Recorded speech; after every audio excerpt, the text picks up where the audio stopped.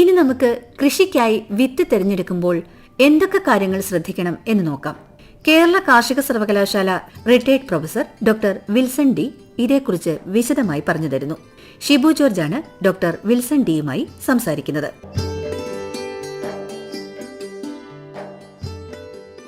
Doctor Wilson, പരിപാടിയിലേക്ക് സ്വാഗതം. Doctor Wilson, കൃഷിയിൽ വിത്ത് തിരഞ്ഞെടുപ്പ് ഒരു നിർണായക ഘടകമാണല്ലോ. ഇത് എന്തുകൊണ്ടാണ് ഇതിനെ നമ്മൾ നിർണായക ഒരു ഘടകമായിട്ട് കരുതുന്നത്? തീർച്ചയായിട്ടും ഒരു കൃഷി ആരംഭിക്കുമ്പോൾ വിത്ത് തിരഞ്ഞെടുക്കുക എന്ന് പറയുന്നത് വളരെ പ്രധാനപ്പെട്ട ഒരു ഘടകം തന്നെയാണ്. നമുക്കറിയാമല്ലോ, പൊതുവെ പറയപ്പെടുന്നത് വിത്ത് ഗുണം 10 ഗുണം എന്നാണ്. കൃഷിയെ സംബന്ധിച്ചിടത്തോളം ഇത് 100% ശരിയാണ്. കാരണം നല്ല വിത്ത്, ഗുണമേന്മയുള്ള വിത്ത്, അത്യുൽപാദന ശേഷിയുള്ള വിത്ത് ആണെങ്കിൽ മാത്രമേ നമ്മൾ എന്ത് പരിചരണ മുറകൾ ചെയ്തു കൊടുത്തു കഴിഞ്ഞു കഴിഞ്ഞാലും അതിനനുസരിച്ചിട്ടുള്ള ഒരു റിസൾട്ട്, അതിനനുസരിച്ചിട്ടുള്ള വിളവ് നമുക്ക് ലഭിക്കുകയുള്ളൂ. അതുകൊണ്ട് തീർച്ചയായിട്ടും വിത്ത് തിരഞ്ഞെടുക്കുമ്പോൾ വളരെ ശ്രദ്ധയോടുകൂടി തന്നെ അത് ചെയ്യണം. ഇപ്പോൾ ഒരു കർഷകൻ ഒരു വിത്ത് തിരഞ്ഞെടുക്കുമ്പോൾ ഏത് വിള ആയിക്കോട്ടെ, അപ്പം അതിൻ്റെ സവിശേഷതകൾ എന്തൊക്കെയാണ് പുള്ളിക്കാരനെ മുൻകൂട്ടി നോക്കേണ്ടത്? വിത്ത് തിരഞ്ഞെടുക്കുമ്പോൾ പ്രധാനമായിട്ടും ശ്രദ്ധിക്കേണ്ടത് അതിനൊരു ജനറ്റിക് പ്യൂരിറ്റി എന്ന് പറയും, അല്ലെങ്കിൽ ജനിതക ശുദ്ധി ഉണ്ടോ എന്ന് നമ്മൾ നോക്കണം. ജനിതക ശുദ്ധി എന്ന് ഞാൻ പറയുമ്പോൾ നമുക്കറിയാം, എല്ലാ കാർഷിക വിളകൾക്കും പല വെറൈറ്റികളുണ്ട്, ഇനങ്ങളുണ്ട്.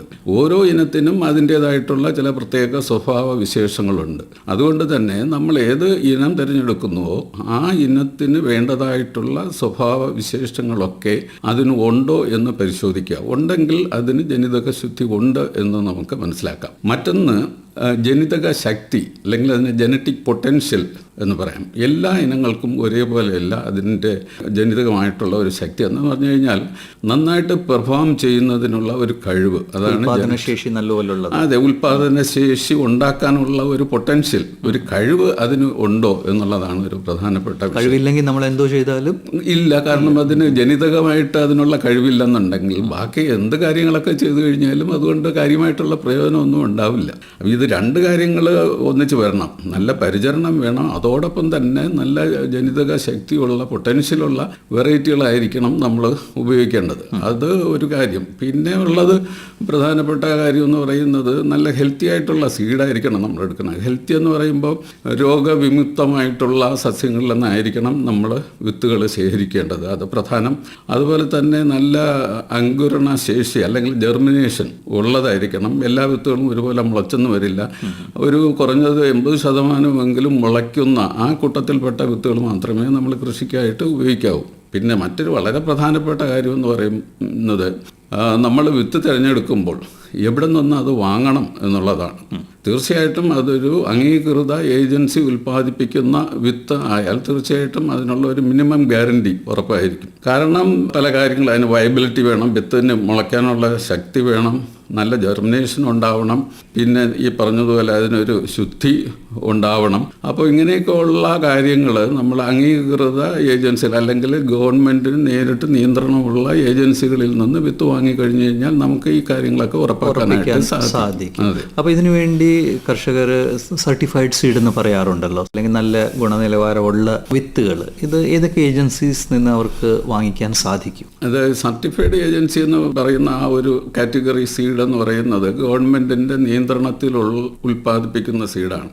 മൊത്തത്തിൽ ഈ വിത്തുകൾ ഇങ്ങനെ 4ആയിട്ട് തരംതിരിച്ചിട്ടുണ്ട്. ബ്രീഡർ സീഡെന്നും, ഫൗണ്ടേഷൻ സീഡെന്നും, പിന്നെ സർട്ടിഫൈഡ് സീഡെന്നും, ട്രൂത്ത്ഫുള്ളി ലേബിൾഡ് സീഡ് എന്നിങ്ങനെ 4 കാറ്റഗറി ഉണ്ട്. അതിൽ ബ്രീഡർ സീഡ് എന്ന് പറയുന്നത് വിത്ത് ശാസ്ത്രജ്ഞന്മാർ ഉൽപ്പാദിപ്പിച്ചെടുക്കുന്ന വിത്താണ് ബ്രീഡർ സീഡ്. അതിൽ നിന്ന് എടുക്കുന്ന അടുത്ത തലമുറ വിത്താണ് ഫൗണ്ടേഷൻ സീഡ് എന്ന് പറയുക. അതിൽ നിന്നും എടുക്കുന്ന വിത്താണ് സർട്ടിഫൈഡ് സീഡ്. അപ്പോൾ സർട്ടിഫൈഡ് സീഡ് അല്ലെങ്കിൽ ആ സർട്ടിഫിക്കേഷൻ എല്ലാവർക്കും കിട്ടില്ല. ഫാർമേഴ്സ് ഇങ്ങനെയുള്ള സർട്ടിഫൈഡ് സീഡ് ഉണ്ടാക്കാൻ താല്പര്യമുള്ള ഫാർമേഴ്സ് ഗവൺമെൻറ് ഏജൻസി മുഖേന അത് രജിസ്റ്റർ ചെയ്യണം. അതിന് സീഡ് സർട്ടിഫിക്കേഷൻ ഏജൻസി ഉണ്ട്. ഓരോ സംസ്ഥാനങ്ങൾക്കും പ്രത്യേക സംവിധാനമാണുള്ളത്. നമ്മുടെ കേരളത്തിന് നമ്മുടേതായിട്ടുള്ള സംസ്ഥാന സീഡ് സർട്ടിഫിക്കേഷൻ ഏജൻസി ഉണ്ട്. അതുവഴി രജിസ്റ്റർ ചെയ്യുക, അതാണ് അതിൻ്റെ പ്രാഥമികമായിട്ടുള്ള ചെയ്യേണ്ടതായിട്ടുള്ള ഒരു കാര്യം. അങ്ങനെയുള്ള ഫാർമേഴ്സിന് മാത്രമേ സർട്ടിഫൈഡ് സീഡ് ഉണ്ടാക്കാൻ പറ്റുള്ളൂ. അങ്ങനെ രജിസ്റ്റർ ചെയ്ത് അതിന് സന്നദ്ധ പ്രകടിപ്പിച്ചു കഴിഞ്ഞാൽ ഈ ഏജൻസി പറയുന്നതായിട്ടുള്ള ചില റൂൾസ് ആൻഡ് റെഗുലേഷൻസ് ഉണ്ട്, ചില നിയന്ത്രണങ്ങളുണ്ട്, അത് പാലിക്കണം. ഇതൊക്കെ പാലിക്കണം. ഈ നമ്മുടെ വിത്തുണ്ടാക്കുന്ന ഫീൽഡ് അവർ പല പ്രാവശ്യം പരിശോധിക്കും. കുറഞ്ഞത് 2 മുതൽ 4 തവണയെങ്കിലും പരിശോധിക്കണമെന്നുള്ളതാണ്. പരിശോധിക്കുന്നതിൻ്റെ പ്രധാന കാരണം എന്ന് പറയുന്നത് ഈ വിത്തിൻ്റെ ശുദ്ധി നിലനിർത്താൻ വേണ്ടിയിട്ടാണ്. സാധാരണ നമ്മൾ വിത്തിന് വേണ്ടിയിട്ട് നമ്മൾ വളർത്തുന്നതാണെങ്കിൽ പോലും ചിലപ്പോൾ ഈ ഓഫ് ടൈപ്പ് പ്ലാന്റ്സ് എന്ന് പറഞ്ഞു കഴിഞ്ഞാൽ ഒരു വ്യത്യസ്തമായിട്ടുള്ള പ്ലാന്റുകൾ, ചെടികൾ ഇതിൽ പ്രത്യക്ഷപ്പെടും. അത് ബൈ ചാൻസ് ആവാം. ചിലപ്പോൾ നമ്മൾ ഒരേ പ്ലോട്ടിൽ തന്നെ, ഒരേ കണ്ടത്തിൽ തന്നെ വീണ്ടും വീണ്ടും കൃഷി ചെയ്യുമ്പോൾ ഇതിന് മുമ്പ് ഇറക്കിയിട്ടുള്ള വെറൈറ്റി അല്ലെങ്കിൽ കൃഷി ചെയ്തിരുന്ന വെറൈറ്റി അതിലൊന്നും 1-2 നമുക്കറിയാം. നെല്ലൊക്കെ ആണെങ്കിൽ തീർച്ചയായിട്ടും വിത്തുകൾ നിലത്ത് വീണ് അടുത്ത സീസൺ വരുമ്പോൾ മുളയ്ക്കാനുള്ള സാധ്യതയില്ല. അപ്പോൾ നമ്മൾ വിത്തിന് വേണ്ടി ഉണ്ടാക്കുന്ന സീഡുകളിൽ അങ്ങനെയുള്ളതൊന്നും നിർത്താൻ പാടില്ല. അപ്പോൾ അതിനുള്ളതിനൊക്കെ ഒഴിവാക്കണം. അപ്പോൾ അതിന് ഇതിന് വേണ്ടിയിട്ടുള്ള പ്രത്യേക ടീമുണ്ട്. അവർ വന്ന് പരിശോധിക്കും, അതൊക്കെ മാറ്റാനായിട്ടുള്ള നിർദ്ദേശം കൊടുക്കും. അതുപോലെ തന്നെ രോഗങ്ങൾ വരാതെ സൂക്ഷിക്കേണ്ടതായിട്ടുള്ള കാര്യങ്ങളുണ്ട്. പിന്നെ തീരെ വീക്കായിട്ടുള്ള പ്ലാന്റുകളൊക്കെ ഒഴിവാക്കണം. അപ്പോൾ ഇങ്ങനെയൊക്കെയുള്ള കാര്യങ്ങൾ ചെയ്ത് അതുകൊണ്ട് തന്നെ വിത്തിന് ഗുണമേന്മയുണ്ടാവും. മാത്രമല്ല പാക്കറ്റുകളാക്കുന്നതിന് മുമ്പ് ഈ ഇതിൻ്റെ സീഡ് സാമ്പിൾ എടുത്ത് അംഗീകൃത സീഡ് ടെസ്റ്റിംഗ് ലാബിൽ അയച്ച് അവർ പരിശോധിച്ചിട്ട് അതിൻ്റെ ശുദ്ധത എത്രത്തോളം ഉണ്ട്, ജെർമിനേഷൻ കപ്പാസിറ്റി എത്രത്തോളം ഉണ്ട്, ഇങ്ങനെയുള്ള കാര്യങ്ങളൊക്കെ നോട്ട് ചെയ്ത് അതെല്ലാം അവർ ഈ പിന്നെ വിത്തിൻ്റെ പാക്കറ്റിൽ ലേബിൾ ചെയ്യുകയും ചെയ്യും. അപ്പോൾ അതുകൊണ്ട് നമുക്ക് ക്വാളിറ്റി കുറച്ച് ഉറപ്പാക്കാനായിട്ട് സാധിക്കും. അപ്പോൾ അതുകൊണ്ട് കർഷകരെ സംബന്ധിച്ചിടത്തോളം സർട്ടിഫൈഡ് സീഡിന് പോകുന്നത് നല്ലതാണ്. പിന്നെ സാർ, ഒരു ട്രൂത്ത്ഫുള്ളി ലേബിൾഡ് സീഡിനെ കുറിച്ച് ട്രൂത്ത്ഫുള്ളി ലേബിൾഡ് സീഡ് എന്ന് പറയുമ്പോൾ നമ്മൾ സാധാരണ സീഡിനെക്കാളും നമുക്ക് വിശ്വസിക്കാം. പക്ഷേ പൂർണ്ണമായിട്ടുള്ള ഒരു ഗവൺമെൻറ്റിൻ്റെ നിയന്ത്രണമില്ല. കാരണം നിർബന്ധമായിട്ട് ഇവരുടെ പ്ലോട്ട് സന്ദർശിക്കണമെന്നൊന്നും നിർബന്ധമില്ല. പക്ഷേ വേണമെങ്കിൽ സന്ദർശിക്കാം. ഇവർക്ക് ഇതിൻ്റെ ബന്ധപ്പെട്ട ഉദ്യോഗസ്ഥർക്ക് അതിനുള്ള അധികാരമുണ്ട്. പ്രൈവറ്റായിട്ടുള്ള ഏജൻസികൾക്കും ഇത് ചെയ്യാനായിട്ട് പറ്റും. അതിൽ ലേബൽ ചെയ്തിരിക്കും. അതിലും ഇതുപോലെ തന്നെ സീഡ് ടെസ്റ്റ് ചെയ്തുള്ള റിസൾട്ടുകൾ ഉണ്ടാവും. അപ്പോൾ നമുക്ക് വിത്ത് വാങ്ങാൻ പോകുമ്പോഴത്തേക്ക് ശ്രദ്ധിക്കേണ്ടതെന്ന് പറഞ്ഞു കഴിഞ്ഞാൽ ഈ ലേബൽ ഉണ്ടോ, ഈ ലേബലിൽ ആവശ്യമായിട്ടുള്ള വിവരങ്ങളൊക്കെ രേഖപ്പെടുത്തിയിട്ടുണ്ടോ, ഇങ്ങനെയൊക്കെയുള്ള കാര്യങ്ങൾ നോക്കിക്കഴിഞ്ഞ് കഴിഞ്ഞാൽ നമുക്ക് കുറച്ചുകൂടെ ജെന്യുവനായിട്ടുള്ള വിത്ത് വാങ്ങാനായിട്ട് സാധിക്കും. സാർ, ഇപ്പം വിപണിയിൽ നമ്മുടെ പ്രൈവറ്റ് ഇൻസ്റ്റിറ്റ്യൂഷൻസിൻ്റെ ഒത്തിരി വിത്ത് കിട്ടാറുണ്ടല്ലോ. ഹൈബ്രിഡ് സീഡ്സ് ഉണ്ട്, മറ്റേ സീഡ്സ് ഉണ്ട്. അപ്പോൾ അതൊക്കെ ഒരു വിത്തുൽപാദന കമ്പനിയുടെ ഒരു വിശ്വസനീയത നോക്കിയിട്ട് നമുക്ക് വാങ്ങിക്കാനേ സാധിക്കത്തുള്ളൂ അല്ലേ? വേറെ വഴി അതിൻ്റെ അകത്ത് അതെ, വളരെ മനോഹരമായിട്ടുള്ള പിക്ചർ അതിൻ്റെ പുറത്തുണ്ടാവും, വെറൈറ്റി എഴുതിയിട്ടുണ്ടാവും. ഇതൊക്കെ എത്രത്തോളം വിശ്വസിക്കാമെന്ന് ചോദിച്ചു കഴിഞ്ഞാൽ നമുക്കൊന്നും പറയാൻ പറ്റത്തില്ല. പിന്നെ ഏറ്റവും അപകടമായിട്ട് എനിക്ക് തോന്നിയിട്ടുള്ളത് ഈ ഓരോ വിത്തിനും അതിൻ്റെ ഒരു കാലാവധിയുണ്ട്. ചില വിത്ത് നമുക്കറിയാം 3 മാസത്തിനകത്ത് തന്നെ നടണം, ചിലത് 6 മാസം, ചിലത് 1 വർഷം. ഈ കവറിലൊക്കെ അടച്ച് ഈ ഓപ്പൺ മാർക്കറ്റുകളിൽ വെച്ചിരിക്കുന്ന വിത്തുകൾ എന്നാണ് പാക്ക് ചെയ്തതെന്നുള്ളതിനെ കുറിച്ച് നമുക്ക് ഒരു ഐഡിയ ഇല്ല. അത് ഒന്ന്. എന്ന് പറഞ്ഞു കഴിഞ്ഞാൽ അതിൻ്റെ ജെർമിനേഷൻ എത്രത്തോളം ഉണ്ടാകും എന്നുള്ളതിനെക്കുറിച്ച് നമുക്ക് ഒരു ഉറപ്പുമില്ല. പിന്നെ ഇതിൽ എഴുതിയിരിക്കുന്ന വെറൈറ്റി അതാണോ, അതും നമുക്കറിയില്ല. അപ്പോൾ ഒരു നിയന്ത്രണവും ഇല്ലാതെ അവർ വിൽക്കുന്നു. വേണമെന്നുള്ളവർക്ക് റിസ്ക് എടുത്ത് വേണമെങ്കിൽ അത് വാങ്ങാം. ചിലപ്പോൾ ജെർമിനേഷൻ ഉണ്ടാവും, ചിലപ്പോൾ അവർ പറയുന്ന വെറൈറ്റി തന്നെ ആയിരിക്കും. പിന്നെ ഹൈബ്രിഡ് എന്ന് പറയുന്ന ഹൈബ്രിഡ് തന്നെ ആവണമെന്നില്ല. കാരണം ഹൈബ്രിഡ് ഉണ്ടാക്കുക എന്ന് പറഞ്ഞു കഴിഞ്ഞാൽ കുറച്ച് പണിയുള്ള കാര്യമാണ്. സാധാരണ നമ്മൾ വിത്ത് കളക്ട് ചെയ്യുന്നത് പോലെയല്ല. ഹൈബ്രിഡ് ഉണ്ടാക്കുന്നതിന് അതിൻ്റേതായിട്ടുള്ള ഒരു പ്രൊസീജിയറുണ്ട്, ബുദ്ധിമുട്ടുണ്ട്, സ്വാഭാവികമായിട്ടും വിലയും കൂടുതലായിരിക്കും. അപ്പോൾ ഇങ്ങനെയുള്ള കാര്യങ്ങളൊക്കെ ചെയ്താണോ ഈ വിത്ത് ഉണ്ടാക്കുന്നതെന്ന് ചോദിച്ചു കഴിഞ്ഞ് കഴിഞ്ഞാൽ നമുക്ക് ഉത്തരം പറയാൻ പറ്റും. എന്നേ നമുക്ക് പറയാൻ പറ്റുള്ളൂ. സാർ, ഈ ചോദ്യം തന്നെയാണ് ഞാൻ ചോദിക്കാൻ പോകുന്നത്. ഈ ഹൈബ്രിഡ് സീഡ് ഇപ്പം നല്ല പ്രചരണത്തിലുണ്ടല്ലോ. നമ്മുടെ സാധാരണ വിത്ത്, ഇത് രണ്ടിലും ഒരു മെയിൻ ഡിഫറൻസ് അല്ലെങ്കിൽ ഒരു വ്യത്യസ്തത എന്തുവാണ്? ഹൈബ്രിഡ് സീഡ് തീർച്ചയായിട്ടും വളരെ ഉൽപാദനം കൂടുതലാണ്. അത് വളരെ എന്താ പറയുന്നത്, യാതൊരു സംശയത്തിനും ഇടയില്ലാതെ തെളിയിച്ചിട്ടുള്ള ഒരു വസ്തുതയാണ്. സങ്കര വിത്തുകൾക്ക് ഉൽപാദനം കൂടുതലാണ്, ചില സങ്കര ഇനങ്ങൾക്ക് പ്രതിരോധ ശക്തി കൂടുതലാണ്. ഇങ്ങനെയുള്ള കാര്യങ്ങൾ വളരെ വ്യക്തമായിട്ട് ക്ലിയർ ആയിട്ടുള്ള കാര്യമാണ്. അപ്പോൾ അവിടെ എന്താ ചെയ്യുന്നതെന്ന് പറഞ്ഞു കഴിഞ്ഞാൽ 2 വ്യത്യസ്ത സ്വഭാവമുള്ള ചെടികൾ തിരഞ്ഞെടുക്കുന്നു. അവ തമ്മിൽ കൃത്രിമമായിട്ട് പരാഗണം നടത്തി അത് കഴിയുമ്പോഴത്തേക്ക് ബീജസങ്കലനം നടക്കും. അത് കഴിഞ്ഞിട്ട് വിത്തുണ്ടാവും. ഇവിടെ നമുക്ക് ശ്രദ്ധിക്കേണ്ട കാര്യം എന്ന് പറഞ്ഞു കഴിഞ്ഞാൽ ഇതിൽ വന്നിട്ടുള്ള പേരൻസ് ഏതൊക്കെയെന്നറിയാം. ചെടിയിലാണെന്നുണ്ടെങ്കിലും മെയിൽ പാർട്ടുണ്ട്, ഫീമെയിൽ പാർട്ടുണ്ട്. ചില സസ്യങ്ങളിൽ മെയിൽ പ്ലാന്റ് ഉണ്ട്, ഫീമെയിൽ പ്ലാന്റ് ഉണ്ട്. അപ്പോൾ ഇതിൽ രണ്ടിലും ഉണ്ടാകുന്ന മെയിൽ ഗ്യാമീറ്റും ഫീമെയിൽ ഗ്യാമീറ്റും കൂടെ ചേരുമ്പോൾ ഫെർട്ടിലൈസേഷൻ നടക്കുന്നതിന് ശേഷമാണ് സൈഗോട്ട് ഉണ്ടാകുന്നു. സൈഗോട്ട് വളർന്ന് എംബ്രിയോ ആകുന്നു. എംബ്രിയോ ആണ് വിത്തിൻ്റെ ഒരു പ്രധാന ഭാഗം എന്ന് പറയുന്നത്. അപ്പോൾ ഇവിടെ ഈ വിത്ത് ഉണ്ടാകുന്നതിന് കാരണമായിട്ടുള്ള മെയിൽ പേരൻറ്റിനെയും ഫീമെയിൽ പേരൻറ്റിനെയും നമുക്ക് വ്യക്തമായിട്ട് അറിയാം. അപ്പോൾ ആ മെയിൽ പേരൻറ്റ് ഫീമെയിൽ പേരൻറ്റും തിരഞ്ഞെടുക്കുന്നത് തന്നെ കുറേ സ്ക്രീനിങ് പ്രോസസ്സിലൂടെയാണ്. ഇതിനെ നമ്മൾ സ്റ്റഡി ചെയ്യും. അതിൻ്റെ പെർഫോമൻസ് എങ്ങനെയാണ് ലീഫ് ഉണ്ടാവുക, എങ്ങനെയാണ് ഫ്രൂട്ട് ഉണ്ടാവുക, അതിൻ്റെ ഫ്ലവറിങ് പാറ്റേൺ എങ്ങനെയാണ്, ഇങ്ങനെയുള്ള കാര്യങ്ങളൊക്കെ നമ്മൾ മനസ്സിലാക്കിയതിന് ശേഷം വളരെ ഉചിതം എന്ന് തോന്നുന്നത് അല്ലെങ്കിൽ അത് തമ്മിൽ ചേരുന്നതാണ് എന്ന് മനസ്സിലാക്കിയതിന് ശേഷമാണ് അതുപയോഗിച്ച് നമ്മൾ ഹൈബ്രിഡ്സ് ഉണ്ടാക്കുന്നത്. അപ്പോൾ അതുകൊണ്ട് തന്നെ പെർഫോമൻസ് നല്ലതായിരിക്കും, ഗ്യാരൻറ്റീഡാണ്. പക്ഷേ നമ്മൾ അല്ലാതെയുള്ള സീഡെന്ന് പറയുമ്പോൾ പ്രത്യേകിച്ച് ഈ പരപരാഗണം നടക്കുന്ന വിളകളിൽ, പരപരാഗണം എന്ന് പറയുമ്പോൾ 2 ചെടികൾ അതിൽ പരാഗണത്തിൽ ഉണ്ടാവും. പക്ഷേ അതിൻ്റെ മെയിൽ പേരൻ്റ് ഏതാണെന്ന് നമുക്കറിയില്ല. എന്ന് പറഞ്ഞു കഴിയുമ്പോൾ നമ്മൾ വിത്ത് കളക്ട് ചെയ്യുന്ന മാതൃസസ്യം ഏതാണെന്ന് നമുക്കറിയാം. പക്ഷേ ആ വിത്തുണ്ടാകുന്നതിന് കാരണമായിട്ടുള്ള പൂമ്പടി ഏത് ചെടിയിൽ നിന്നാണ് ലഭിച്ചതെന്നുള്ളതിന് നമുക്ക് യാതൊരു വിവരവുമില്ല. ചിലപ്പം വളരെ മോശമായിട്ടുള്ള വളരെ ഉൽപാദനശേഷി കുറഞ്ഞ സസ്യങ്ങളിൽ നിന്ന് വേണമെങ്കിലും പൂമ്പടി ലഭിക്കാം. ഒരുപക്ഷെ അങ്ങനെയാണ് ലഭിക്കുന്നതെങ്കിൽ ആ ഉണ്ടാകുന്ന വിത്ത് നമ്മൾ അടുത്ത തലമുറ നടാനായിട്ട് ഉപയോഗിക്കുമ്പോൾ സ്വാഭാവികമായിട്ടും അതിൻ്റെ പെർഫോമൻസ് മോശമായിരിക്കും. അപ്പോൾ അങ്ങനെയുള്ള റിസ്ക് ഉണ്ട് നമ്മൾ ഈ സാധാരണ വിത്ത് ഉപയോഗിക്കുമ്പോൾ. സ്വപരാഗണം നടക്കുന്ന നെൽ പോലെയുള്ള ചെടികളിൽ നമുക്ക് അത്രയും റിസ്ക് ഇല്ല. നമുക്ക് വിത്ത് കൃത്യമായിട്ട് സംരക്ഷിച്ച് വെച്ചിട്ട് അല്ലെങ്കിൽ നമുക്ക് സംഭരിച്ച് വെച്ച് അടുത്ത കൃഷിക്ക് ഉപയോഗിക്കാം. അതിൽ വലിയ റിസ്ക് ഇല്ല. പക്ഷേ ഈ പരപരാഗണം നടക്കുന്ന വിളകളിലാണ് ഈ ഒരു അതിൻ്റെ ഒരു പെർഫോമൻസിൻ്റെ ഒരു ബുദ്ധിമുട്ട് വരുന്നത്, അനുഭവപ്പെടും. അതെ അതെ. ഇപ്പോൾ സാർ, ഈ നമ്മൾ വിത്ത് തിരഞ്ഞെടുക്കുമ്പം നമ്മുടെ മണ്ണിൻ്റെ ഏത് തരം മണ്ണാണ്, പിന്നെ മണ്ണിൻ്റെ ഫലഭൂഷ്ഠത എത്രയുണ്ട്, ഈ പോയിന്റ്സ് നമുക്ക് ശ്രദ്ധിക്കേണ്ട കാര്യമുണ്ടോ? തീർച്ചയായിട്ടും അതും കൂടെ നമ്മൾ പരിഗണിക്കേണ്ട ഒരു വിഷയമാണ്. കാരണം നമുക്ക് പല വെറൈറ്റീസ് ഉണ്ടെങ്കിലും എല്ലാ വെറൈറ്റീസും എല്ലാ മണ്ണിനും യോജിച്ചവയല്ല. ഓരോ മണ്ണിനും യോജിച്ചതായിട്ടുള്ള വിവിധ ഇനം വിത്തുകൾ നമുക്കുണ്ട്.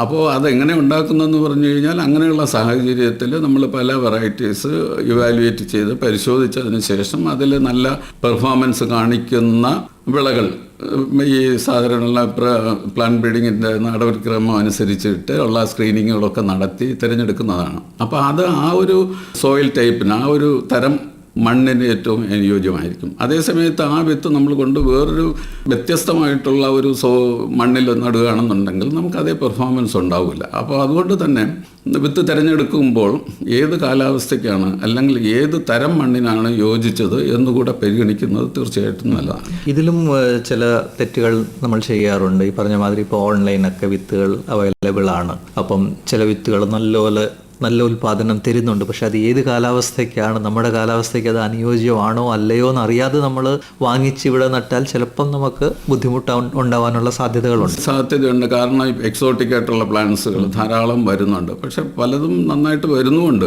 പക്ഷെ എല്ലാ എക്സോട്ടിക് ആയിട്ടുള്ള ക്രോപ്പുകളും നമ്മുടെ കാലാവസ്ഥയ്ക്ക് യോജിച്ചതല്ല. അപ്പോൾ അത് ശരിയായിട്ട് മനസ്സിലാക്കണമെങ്കിൽ അതിൻ്റെ നമുക്കൊരു പ്രാഥമിക ഒരു ട്രയൽ നടത്തണം. നമ്മുടെ കാലാവസ്ഥയ്ക്ക് പുറത്തുനിന്ന് വരുന്ന ഇനങ്ങൾ എത്രത്തോളം നമ്മുടെ കാലാവസ്ഥയ്ക്ക് യോജിച്ചതാണെന്നുള്ള ഒരു പഠനം നടത്തിയാലേ നമുക്ക് വ്യക്തമായിട്ട് പറയാൻ പറ്റും. ഒരു വിത്ത് തിരഞ്ഞെടുക്കുമ്പോൾ എന്തായാലും നമ്മുടെ കാലാവസ്ഥ എന്തുവാണ്, നമ്മൾ ഇവിടത്തിന് വേണ്ടി ആ വിത്ത് അനുയോജ്യമാണോ അല്ലയോ, പിന്നെ ഇവിടെ വരുന്ന രോഗങ്ങൾക്ക് അത് പ്രതിരോധം ഉണ്ടോ ഇല്ലയോ, ഇതൊക്കെ ഒന്ന് ശ്രദ്ധിച്ചിട്ട് തിരഞ്ഞെടുക്കുന്നതായിരിക്കും നല്ലത്. തീർച്ചയായിട്ടും നമുക്കൊരു നല്ല വിളവ് ലഭിക്കുന്നതിന് ഈ കാര്യങ്ങളൊന്ന് പരിഗണിക്കുന്നത് തീർച്ചയായിട്ടും നല്ലതായിരിക്കും. നമ്മൾ വിത്ത് പരിചരണം ഇതെത്ര പ്രാധാന്യമുള്ളതാണ്? പല രോഗങ്ങളും വിത്ത് മുഖേനയാണ് അടുത്ത തലമുറയിലോട്ട് വരുന്നത്. നമുക്ക് വിത്ത് കാണുമ്പോഴത്തേക്ക് അതിന് കേടുപറ്റിയതാണോ അല്ലെങ്കിൽ ഫംഗസ് ഉണ്ടോ എന്ന് നമുക്ക് നമ്മുടെ നഗ്നനേത്രം കൊണ്ട് കാണാൻ പറ്റില്ല. പക്ഷേ അതിൻ്റെ സ്പോറുകൾ അതെന്ന് പറഞ്ഞാൽ വളരെ ചെറുതാണ്, മൈക്രോസ്കോപ്പിക്കാണ്. മൈക്രോസ്കോപ്പിൽ നമുക്ക് കാണാൻ പറ്റുള്ളൂ. അപ്പോൾ അങ്ങനെയുള്ള സാധനങ്ങളൊക്കെ അതിൽ ചിലപ്പോൾ പറ്റിപ്പിടിച്ചിട്ടുണ്ടാവും. അത് എപ്പോഴാണ് വരുന്നത്? ഈ വിത്ത് നട്ട് മുളച്ച് സീഡ്ലിംഗ് ആകുമ്പോൾ മുതൽ ഇതിൻ്റെ അറ്റാക്ക് തുടങ്ങും. അത് നമുക്ക് ഒഴിവാക്കുന്നതിന് ഏറ്റവും നല്ല മാർഗം എന്ന് പറഞ്ഞാൽ വിത്ത് ട്രീറ്റ് ചെയ്യുക എന്നുള്ളതാണ്.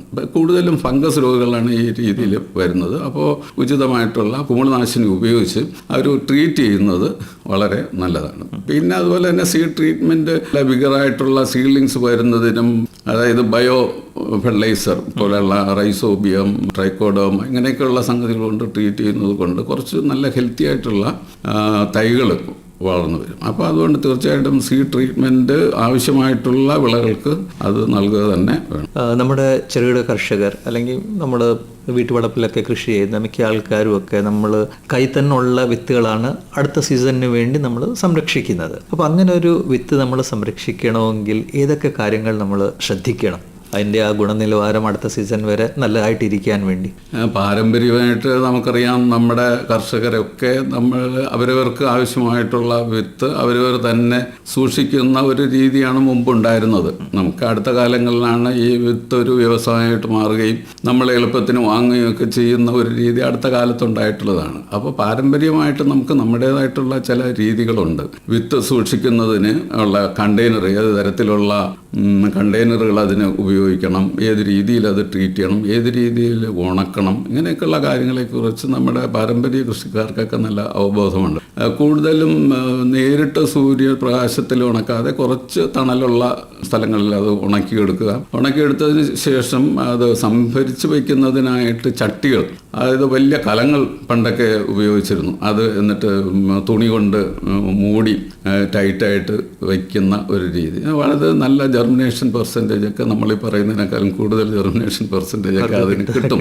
അപ്പോൾ അവരങ്ങനെ ആയിരുന്നു സൂക്ഷിച്ചത്. പിന്നെ അതുപോലെ തന്നെ ഈ മുളയുടെ ചീളുകൾ കൊണ്ടുണ്ടാക്കുന്ന ബാസ്ക്കറ്റിൽ കുട്ടകൾ പോലെയുള്ള സാധനങ്ങൾ ഈ നോർത്ത് ഇന്ത്യയിൽ പല സ്ഥലങ്ങളിലും ഞാൻ കണ്ടിട്ടുണ്ട്. അങ്ങനെയുള്ള സാധനങ്ങളിൽ ധാന്യങ്ങൾ വളരെ സുരക്ഷിതമായിട്ട് സൂക്ഷിച്ചു വെച്ചിരിക്കുന്നത് ഞാൻ കണ്ടിട്ടുണ്ട്. അപ്പോൾ അങ്ങനെയൊക്കെ നമുക്ക് സൂക്ഷിക്കാനുള്ള പാരമ്പര്യമായിട്ടുള്ള രീതികളുണ്ട്. ചെറുകിട കർഷകരെ സംബന്ധിച്ചിടത്തോളം വില കൂടിയ വിത്തിന് പോകുന്നതിനേക്കാൾ അവരുടേതായിട്ടുള്ള വിത്തുകൾ സൂക്ഷിക്കുമ്പോൾ ഞാൻ ഈ നേരത്തെ സൂചിപ്പിച്ച കാര്യങ്ങളൊന്ന് ശ്രദ്ധിച്ചാൽ മാത്രം മതി. ഓഫ് ടൈപ്പ് ആയിട്ടുള്ള പ്ലാന്റുകൾ, അതായത് വ്യത്യസ്ത സ്വഭാവം കാണിക്കുന്ന ചെടികളെ ഒഴിവാക്കുക, അതിൽ നിന്ന് വിത്ത് ശേഖരിക്കാതിരിക്കുക. അതുപോലെ രോഗം പിടിച്ച ചെടികളിൽ നിന്ന് വിത്ത് ശേഖരിക്കാതിരിക്കുക. ഇങ്ങനെയുള്ള കുറച്ച് കാര്യങ്ങൾ ശ്രദ്ധിച്ചു കഴിഞ്ഞാൽ മോയ്സ്ചർ കണ്ടന്റ് ഒരു പ്രധാനം. അതാണ് ഞാൻ ഉണക്കുന്ന കാര്യം പറഞ്ഞത്. തീരെ മോയ്സ്ചർ കണ്ടന്റ് കുറയാൻ പാടില്ല. കൂടിക്കഴിഞ്ഞു കഴിഞ്ഞാൽ ഫംഗസ് രോഗം വരുന്നതിനുള്ള സാധ്യതയുണ്ട്. കൂടുതലും ഒരു 8 മുതൽ 12% വരെയുള്ള മോയ്സ്ചർ കണ്ടന്റാണ് വിത്തുകൾക്ക് ആവശ്യമുള്ളത്. പൊതുവെ പറഞ്ഞ് ഓരോന്നിനും ചെറിയ വ്യത്യാസങ്ങളൊക്കെ ഉണ്ടാവും.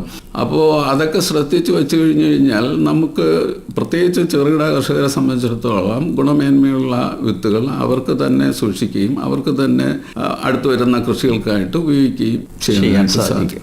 ഡോക്ടർ വിൽസൺ, താങ്കൾ പരിപാടിയിലേക്ക് വന്ന് ഇന്ന് നമ്മൾ വിത്ത് തിരഞ്ഞെടുക്കുമ്പോൾ ഏതൊക്കെ കാര്യങ്ങൾ ശ്രദ്ധിക്കണം, പിന്നെ വിത്ത് എങ്ങനെയാണ് സംഭരിക്കേണ്ടത്, ഈ കാര്യങ്ങളൊക്കെ സാർ വളരെ ലളിതമായി തന്നെ നമ്മുടെ കർഷകർക്ക് പറഞ്ഞു കൊടുത്ത് വളരെ നന്ദി.